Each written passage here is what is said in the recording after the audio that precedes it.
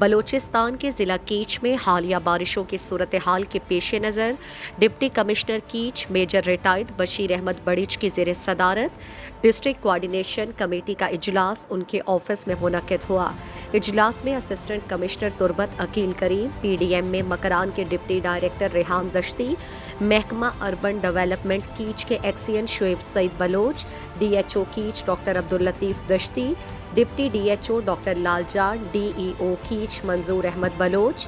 Deputy D E O Turbat Nasir Phulan, P H E Kech کے XEN Haji Khalid, محکمہ B and R کے engineer Obaid Shad سمیت دیگر محکموں کے سربراہان اور عسکری حکام بھی موجود تھے۔ اجلاس میں deputy commissioner Kech major Bashir Ahmed نے کہا کہ آئندہ چند دنوں میں محکمہ موسمیات کی جانب سے مزید بارشوں کی پیشن گوئی کی گئی ہے، اس لیے تمام متعلقہ محکمے چوکنے رہیں، بارش کے دوران نقصان پہنچنے والے بندات، زراعت، آبپاشی، واٹر سپلائی، سکولز، روڈز کی رپورٹ مرتب کریں اور اگر ممکن ہو تو فوری بحالی کے لیے اقدامات اٹھائیں، اور کہا کہ حفاظتی بند کو محفوظ رکھنے کے لیے کیچ ندی کے اندر لیڈنگ کٹ کے ذریعے پانی کے رخ کو حفاظتی بند سے دور کیا جائے گا۔ ڈی سی کیچ نے محکمہ جنگلات کے افسران کو کیچ ندی کے اندر درختوں کی کٹائی کرائی۔ آخر میں ڈی سی کیچ نے محکمہ واپڈا کے اہلکاروں کو ضلع کیچ میں بجلی کی فوری بحالی کے احکامات بھی دیے۔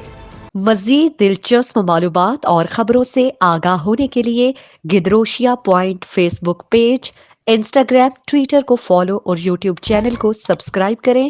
بیل آئیکن بٹن دبانا نہ بھولیں تاکہ مکران سمیت بلوچستان کی خبروں سے جڑے رہیں۔